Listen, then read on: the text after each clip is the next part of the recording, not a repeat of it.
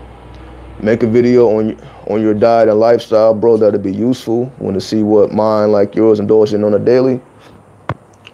It wouldn't be useful because we all are different. So meaning we all have to find what works for our body because we all have different blood types. We all have, different genetics. We are all not built the same. So what works for me may not work for the next person. We just have to find what works for us. So what I say is I have found what works for me. For my particular makeup. Somebody who's like 6'7" or something like that, what I do may not work for them. So I encourage everybody to develop their own culture. That's why I give out all these tidbits, a lot of information to help you develop your own, be in tune with the way your body works and the intelligence within your body, then make and revolve your culture around that, But I've already made these videos though. That's another reason why I'm saying it, You just have to go back in the archives. Go back in the archives. I've already did these videos. So I encourage everybody, if you're, a new viewer or a new subscriber, I've pretty much answered every spiritual question known to man at some point, during the life of this channel. So you just got to go back and do your studies. Same way we got to go read these books. We got to gain this new information. You just got to put that work in. You know what I mean? Don't be afraid to work. You know what I mean? Got to put some man hours into it. All right.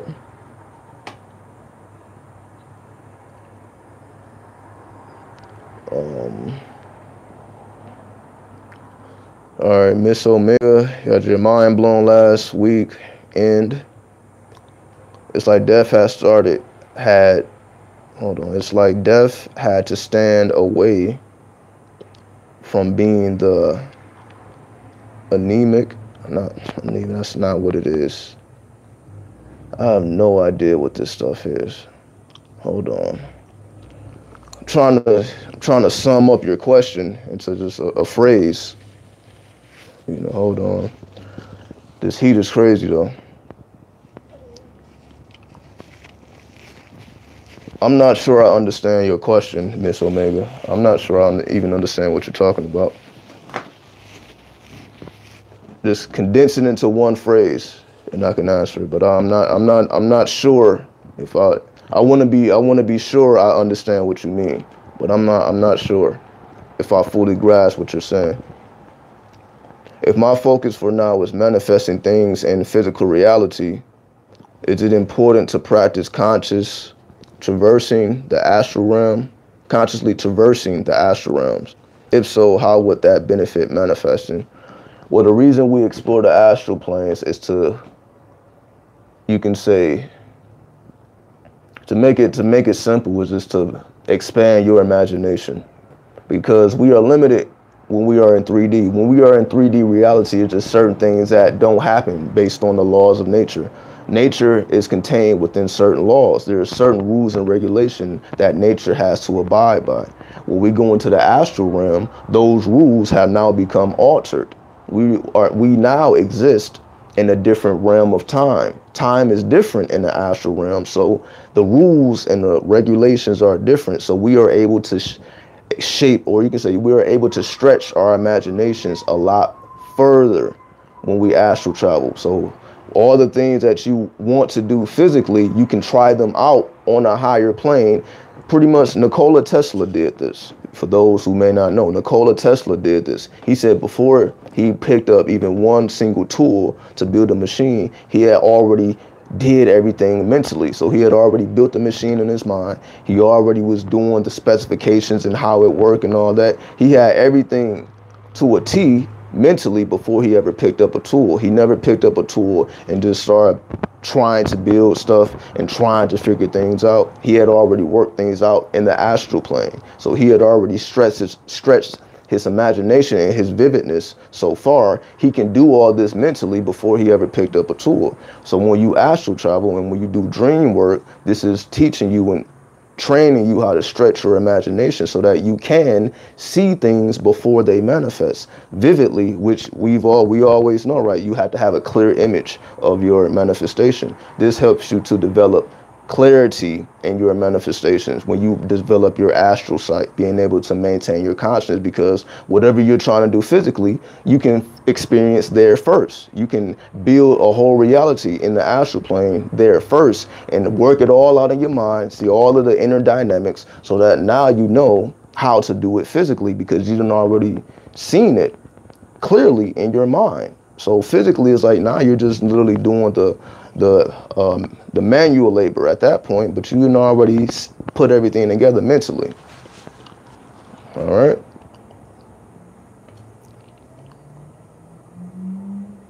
Have I done a video on the Nibiru? Not necessarily, because again, I don't really feel a need to do certain videos like that, because if people get too far lost with it. That's why I don't really talk about aliens and things like that, because people get way too lost with that, when it's really just talking about us and our genetics, and it's just talking about us. We're not talking about big-headed beings and purple aliens. People get way too lost with that type of stuff, and the Anunnaki, and it gets unless we're speaking directly about the occult realm, then speaking about those type of things, people go way too far with that, way too far. So I try to keep things as practical as possible. That's why I speak a lot about science and mathematics and all that, because I like to keep it grounded. And again, I'm sweating all over the place, so I at least try to keep things practical and grounded so that you can utilize what I say. And it's just not just me speaking in the air and speaking stuff that can be anything. Anybody can shape and mold those meanings. What happens if we meditate with a crystal jade ball? Well, you have to find out for yourself. Like, I've never had a crystal jade ball, so I have no personal experience with a crystal jade ball. But if you do, then you have to figure out for yourself, because I have no experience with that. But do your research on the crystal jade and see what attributes it has, and whatever effect you will experience will have something to do with those attributes of the jade crystal. What planet it resonates with, what element it resonates with, so on and so forth. So you gotta just do your studies. Get yourself a crystal Bible, so that you can identify the crystal. Then get yourself a book by Scott Cunningham, how to identify the crystals and the stones and the incense. Get his book, which talk about crystals, so you can see all the metaphysical properties within the crystal, and you can create your rituals and create your energy grids and your circuits, because now you know how these things work on a celestial level as well as a terrestrial level. As above, so below. You must know the element, the astrological influence, as well as the physical components of it. All right, there you go. Do I ever use candles or crystals to help you focus? I have in the past. I don't do it now, but I have in the past. Definitely use candles to focus. It's really just all mental. Like, I used to just imagine a black dot on a white wall. I would just stare into a white wall and imagine a black dot that wasn't there. Just imagine a black dot being there.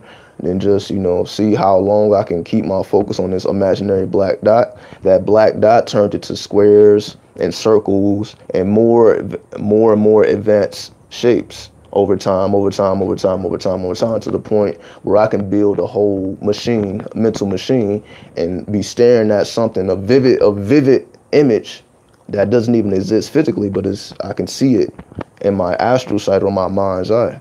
So, just take a small dot and you start expanding it and making it more and more complex, and see how long you can retain your focus doing that, which will help you, develop your astral sight and your concentration and your meditative skills, so that you can have more memory. It enhances your memory so that you can remember things, that you usually don't remember, especially when it comes to dreams. Can we reincarnate somewhere else other than Earth? Well, we already exist on multiple planes anyway. So the answer is yes, because we already exist in multiple planes. We just are not aware of it. So the point of ascension is to become aware that you were already there. You just had to change your vibration or your frequency. You had to change your vibration to realize that, I already exist here on a soul level, On a soul level, we already exist in heaven. On a soul level, your soul will always be pure. So regardless of what your physical body does, your soul will always be pure. Your soul isn't concerned with, all this human stuff. Your soul is, you can say, the divine being within, that piece of God that is within all of us. So we already exist on these realms. We just have to go through that resurrection process and that transformation process so that we can become aware of our higher self. We say we all have a higher self, so we already have these elements and we already exist in these planes. We're just so focused on the 3D realm that we have no awareness of this. But that's why we start to build up our memory so that we can, travel a lot further and to expand our imagination, to have divine revelations. So is the astral just our imagination? You can say everything is an imagination. That's the first universal law. Everything is mental. So everything is not just that. You can say the astral world is still a part of the illusion, though. Like, the astral world isn't necessarily beyond the matrix. But you can go, there's worlds beyond the astral worlds. The astral worlds is like, let me see. So if this is the planet Earth right here, then the astral worlds would be like, between these, somewhere in this, maybe not. But the astral world isn't up here. The astral world is still down here. The astral world isn't up here. When you get up here, everything down here dissolves. None of that even exists, once you get up far enough. So, and these are just, again, states of consciousness, states of realization, why you have your physical body. So we just, us having this knowledge, and we going through these mental gymnastics. So by the time you have a realization of, let's just say, Kether, or the top spirit of the tree of life, you didn't went through so much that it has changed your awareness completely of who and what you are, who you see yourself as. Because you have to ask yourself, who am I? Who am I? Who am I? Depending on how you answer the question of who am I, that determines your whole reality. So that's the difference between somebody looking at themselves as a spirit within a vessel, and this spirit is connected with a greater intelligence, and that greater intelligence is what connects the inner and the outer worlds together as one unit. So once you control your etheric or your bioelectricity, then that's going to influence your external realm. They are indeed one and the same. There is no separation. So thinking on that level, then, it's going to have you completely in a different level of consciousness when you really take that thinking seriously, when you really take it seriously. Some people is aware. Many people are aware. Many people are woke. But very, very few people take it seriously and to stretch and expand their imagination, to bring forth new ideas, to take people deeper, to take people vaster. You know what I mean? So it's very, very few people really take it seriously. So our natural talent is when naturally we bring up things from the astrals into the physical plane. Exactly. Everything happens in the astrals before the physical realm. Nothing happens in the physical realm without happening in the astrals first. So you can see the future by tapping into the astral plane. So, and when you start to create your future in the astrals, you are creating your future. You are altering your destiny and your fate in real time. So when you are in the astrals and you are in the astral planes, you are in real time altering your reality. This is the whole point of spirituality, to have access to the astral and to observe this experience from start to finish. So it's not just words that come out my mouth or a book you read. You are observing this experience because you are planting seeds in the astrals, and once they materialize physically, you know that you planted that seed. You know that this isn't a random course of events and you just so happen to stumble upon this. You know that you planted that seed in the astral, so that when it turns into fruit physical form, you know that you planted the seed, so that you have observed it from start to finish, so that you don't have to speculate about, do thoughts become things? Is this stuff really real? Is the imagination real? Is the astrals, even though I may not have astral sight, that don't mean that I look at these things as fake. or, you know, non-real, just people just making this stuff up. So yes, you have people who just have fun with this. You have people who are great astral travelers, but they don't necessarily try to expand the science of astral traveling. They just enjoy it. They get creatively inspired by it, and they have their fun. You know, and it is what it is. So everybody's on different levels. So everybody isn't necessarily utilizing these sciences to expand and to ascend. Some people just use it for creative inspiration. How you use it and how you use the ether is based on what you want to use it for. And that's what makes everybody unique.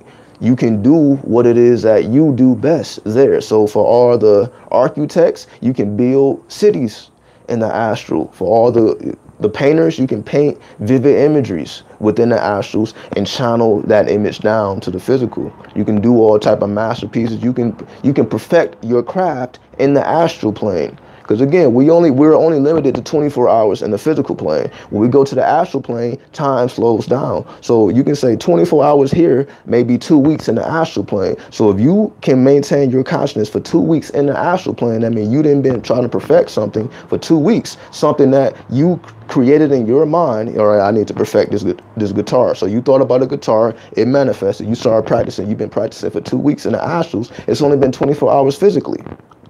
So you start to manipulate time when you are manipulating the astrals, because time is different, right? Keep saying this thing, you know. So I say it so many different ways because I know I'm speaking to so many different types of minds at work. Our minds are wired differently, so I try to say it in as many different ways as I can.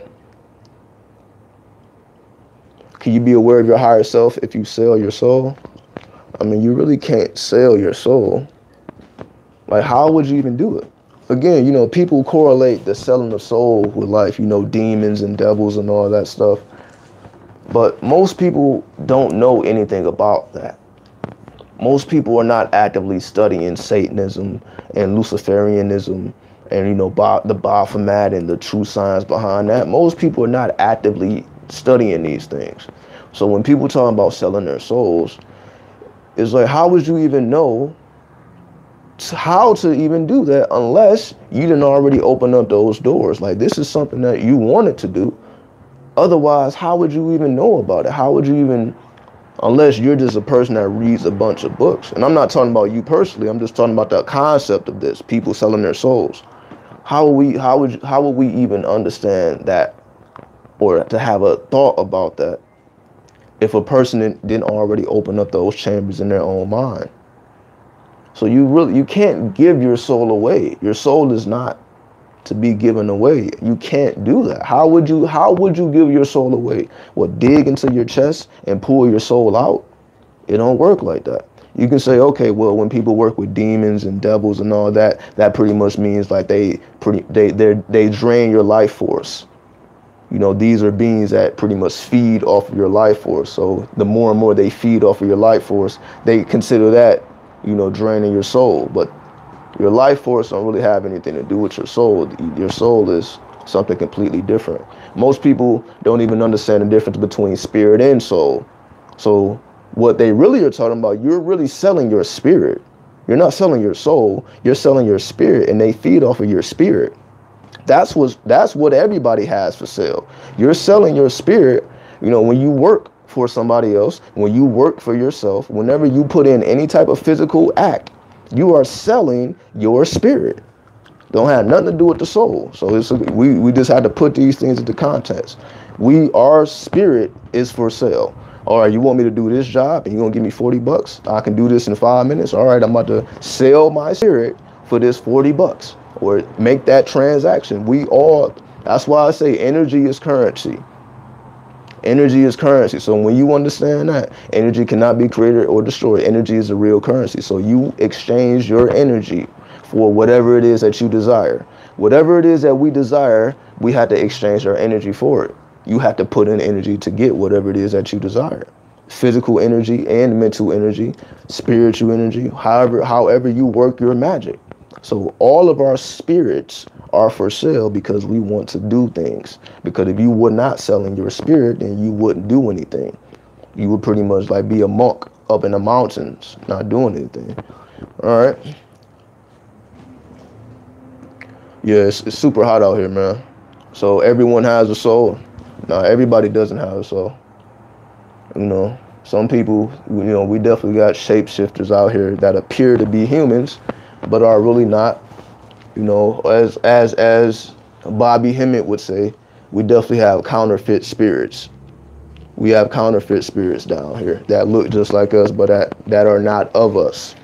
So yes, but that's just a polarity. You know, that's a necessary dynamic to exist on the planet of duality, or the plane of duality. Because we are on the plane of duality, we must have polarity. We must have an opposite. So, you know, that's really not something to be too concerned about. Kabbalah is the artificial universe created by clip-off. For example, there is no Jay-Z without Jaz-O. I mean, I don't know how rappers have anything to do with the Kabbalah, unless you're talking about, you know, Kabbalah is the body of man, which, okay, I can resonate with that. I know what you're talking about. But, you know, you can, again, yes, you have the tree of life and you have the clip-off, which are the shells, or you can say the emanation of the tree of life. Of course. So that's what I mean. There's many different layers to ascension. You know what I mean? It all depends on how deep you want to take it. You take it as deep as you want to take it. So you want to merge the tree of life with the clip off and merge them together, because they do work together. They actually do exist. If you want to take it to that depth, then do so, you know. But you know, but to say there would be no Jay-Z without Jaz-O, we really don't know that. I know it's a good thought, but you don't know. We were not there. We don't know what happened. You know, we don't know how much. We really don't know. Now, of course, you pay homage to your elders, somebody who, you know, who taught you the game, but that don't necessarily mean you would have never learned the game if that person didn't exist. But who's to say? You know what I mean? Who's to say? Who's to say what would have happened, what could have happened, what should have happened? We're just in the realm of fantasy at that point. We're trying to stay away from fantasy. You know what I mean? Everybody is a universe within themselves. Everybody can power their own universe. We don't necessarily need to, you know, think about other people when it comes to us. That's just like saying, like, oh, I wouldn't be here without my father. Yes, that is a fact. But are you not a man in and of yourself? You are your own man at the same time, even though you're from your father. You know? So yes, you are right on one level, but it all depends on how deep you want to look at it. You know? All right. Do all races come from the same source? Like, do we come back as the same race doing reincarnation? I mean, this concept of race is new, for one. So let's just get that clear. We didn't view ourselves as races. That is a new concept. This whole black, brown, red, yellow, white stuff is 1700s. You know what I mean? That's a newer creation. That's not how we viewed it back. You can say when so-called races were created, but we just use that term so that we can understand each other. But you know, that wasn't when I gave you these definitions, like Ascension was around in 1300, transformation around in 1400. They didn't identify themselves how we identify ourselves now. They were identifying themselves differently. You know, so there was no black, brown, yellow, blue, green, purple. You know, whatever we identify ourselves as. That concept didn't exist. So we wasn't tripping over skin tone. We wasn't tripping over heritage. We know that people mixed in together. You know, you're going to have some dark skin. You're going to have some light skin. That's just, we are, you know, colorful people. You know, you're going to have, everybody's going to be mixed in with everything. So we wasn't tripping. We wasn't tripping too much about race. That's a new concept that separates all of us. That's my whole point of directing people to the East and study. That's why I encourage everybody to study the Far East. Like, we don't mind studying America. We don't mind studying Africa. But when I say let's study Asia, it's time, we don't view them as us. Well, they're different. No, this whole planet is ours. We are all one human family. There is not, we need to claim ownership over a certain land. Yeah, you may be from Africa, you may be from America, or you may be from wherever it is that you're from. does not mean that you don't have connections to other parts of the earth. The earth is one whole body. The earth is a whole being. There was all type of travels and mixing and matching going on everywhere at all time periods. It's nothing new here. This is nothing new. Like Hollywood isn't new. You know what I mean? Like this is what we have been doing from day one. Mixing and matching and mingling, creating new types of people, and this tribe hooks up with this tribe and they become the same tribe and mix it. We've been doing this forever. This is nothing new. We just have a new terminology for it, but it just makes everybody seem separate. Or we're not the same as the Latinos. We're not the same as the Asian. We're not the same. Like, we all come from the human family. But everybody wants to live. Oh, this is mine. This is mine. This is mine. I'm over here. You over there. Stay over there. This, you know what I mean? We still think like children. We think like actual children. Like trying to claim shit. Like this is everybody's. The world produce enough resources for everybody to eat and for everybody to be good. Like there should be no world hunger. The earth produces enough food to feed all humans, but because we have greedy people who want to appear to be above or better than others, we had to create classism. Classism is a creation. Classism is a creation. Like, meaning I got all the resources, you got very little. In order for me to have the resources, I must take them from you. I must rape and pillage that which is already yours and sell it back to you at a price. Is that not what the situation is now? Take what was yours and sell it back to you at a price. This is nothing new. Yeah, so, but we don't get caught up with none of that. You know, that's human. That's what humans do. But we are focused on the soul within the human, right? Exactly. Video game creators are no joke. The PBS song. Again, this is what when we look at what we used to watch and what we used to do as kids from an occult mind, we would see how magical we really are. That we were really magicians the whole time. Like, yo, the stuff you was doing as a kid was complete magic. The stuff that you were into, the stuff that, like, how was I even into? This has occult science all in this. But I was watching this when I was 10, 12 years old. You know, just the further you explore yourself, the further you realize we have always been intelligent beings, just on different levels. Before we had to work the words to describe what we experienced, we had feelings and sensations to describe. We just certain things that made us feel a certain type of way. So, you know, so where we at with it? Well, why are they torturing and drinking kids' blood in Hollywood? Well, you gotta know the history of Hollywood. You gotta know the history of LA. You gotta know the history of occultism in LA. If you don't know, I just give you a brief synopsis. Aleister Crowley. You know, Los Angeles is Aleister Crowley's playground. Why? Because Scientology is big there. Scientology is huge in LA, and the founder of Scientology is L. Ron Hubbard, who was a student of Aleister Crowley. And all of these people have connections to Hollywood. So their culture, you can say, is Scientology, which has its roots in Thelema, which is Aleister Crowley's creation. His creation was Thelema, his way of life. So Hollywood's culture, you can say, has a basis in Thelema, which is, you can say, black magic, dark magic, whatever you want to call it. So this is just the history of LA. This is just what it is, you know, from their perspective. This is just what they're into. This is their culture. This is what they do. They don't see nothing wrong with it. This is what they always been into. They always been about the blood. You can say they think on the fourth dimension. They think fourth dimensionally. They understand that we need energy to sustain Hollywood and to keep everything moving. So we need blood. We need energy.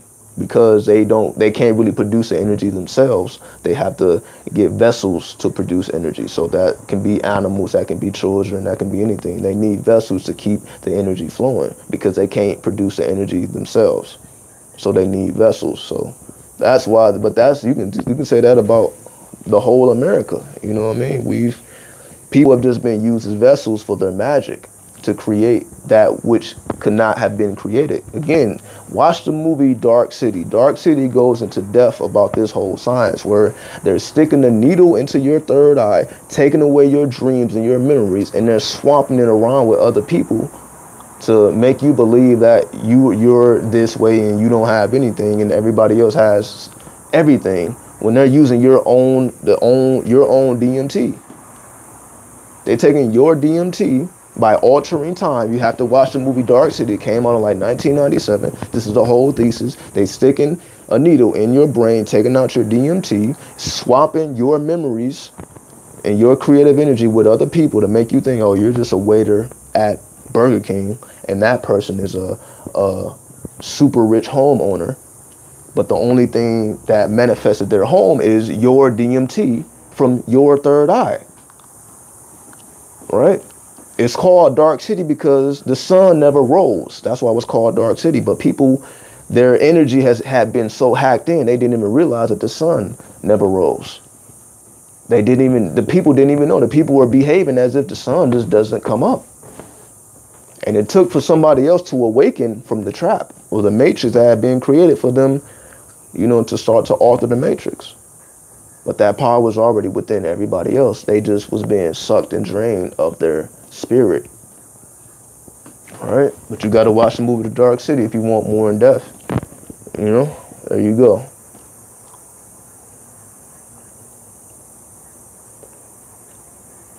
Yeah, you already know. What's up? Peace, greetings, healthy vibes.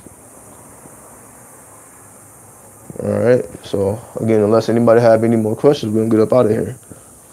You know what I mean? Y'all let me know. I think I made myself as clear as possible.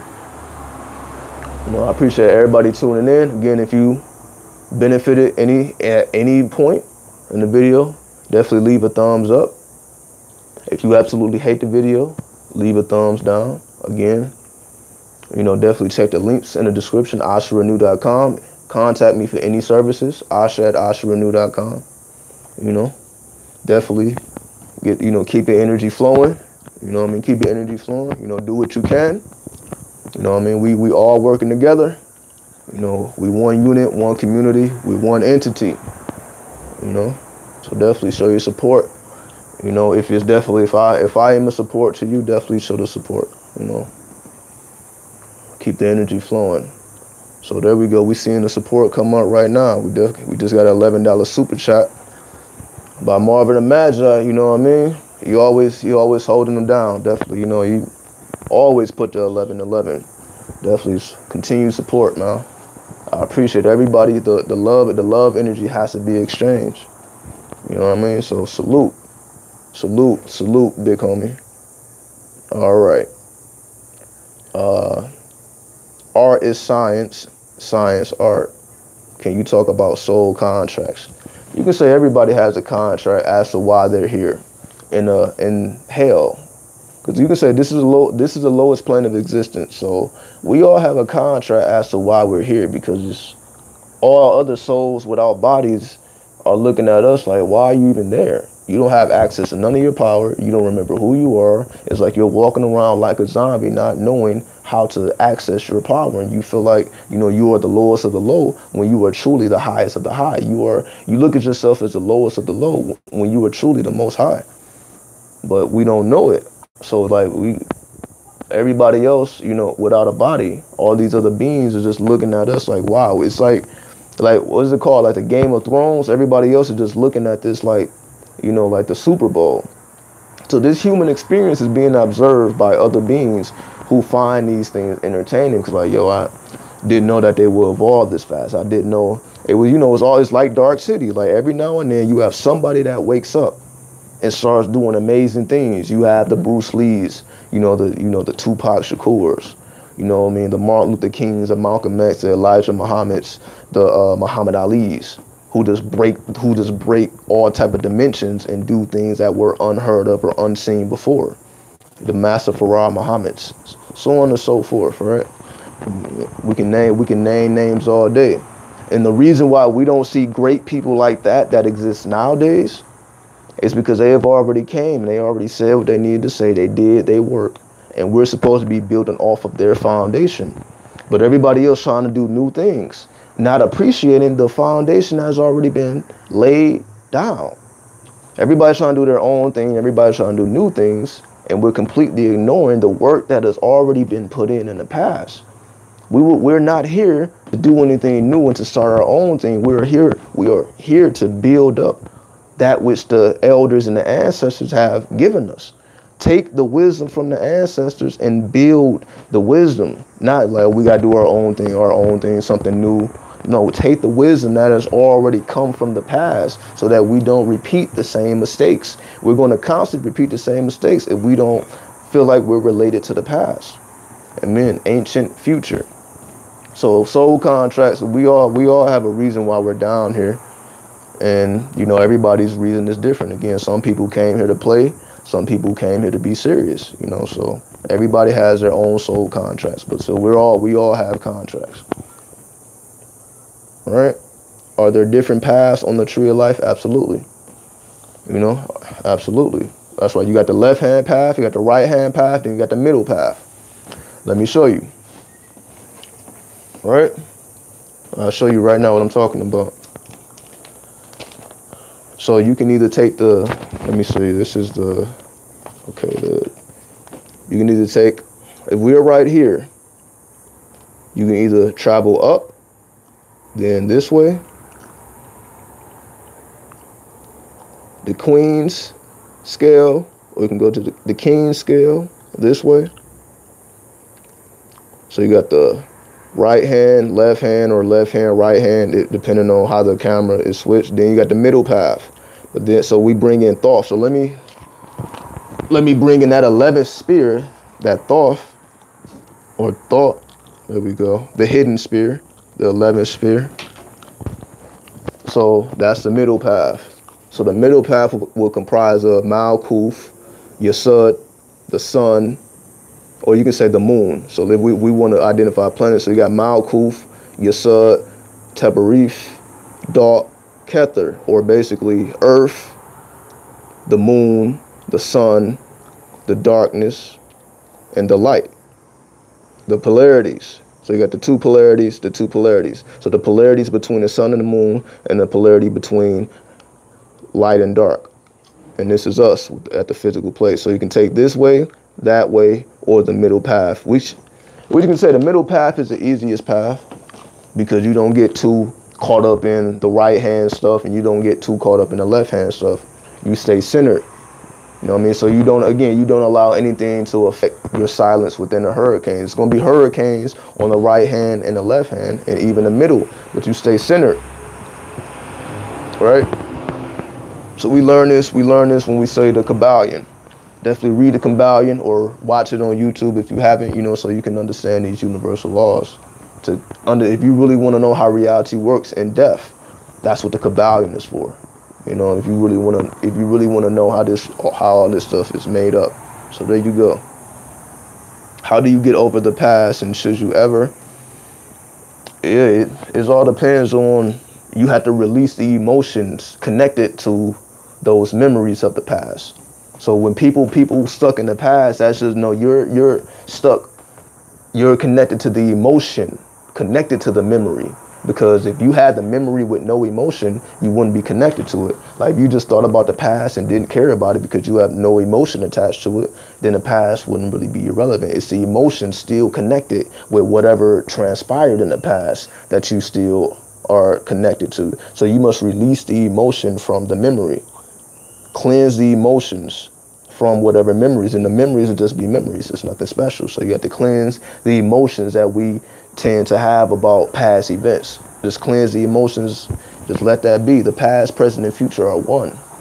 So we can utilize the past as a tool to, you know, keep yourself in a good mood. You can think about all the other times you was in a good mood. If you want to, you know, be happy, you can think about time you can be happy. You can utilize your imagination by accessing the past, but you can also access the future. And again, by programming yourself, utilizing your imagination. So there you go. Yeah, so I think everybody's good now. So hopefully everybody's good. And once again, we're gonna be here every day. You know, we coming with the heat. Literally coming with the heat. And just like we was here yesterday, we here today, we'll be here tomorrow. Again, I don't know what the title would be, but, you know, we'll think of something. So again, if you like the video, thumbs up. If you completely hate it, thumbs down. You know what I mean? Again, I appreciate the super chat donation. You know, the Cash App donations, all that. Definitely check the links in the description. Check out the website, asharenu. If you need to contact me, asharenu.com. All right, so there we go. Get at y'all tomorrow. We out.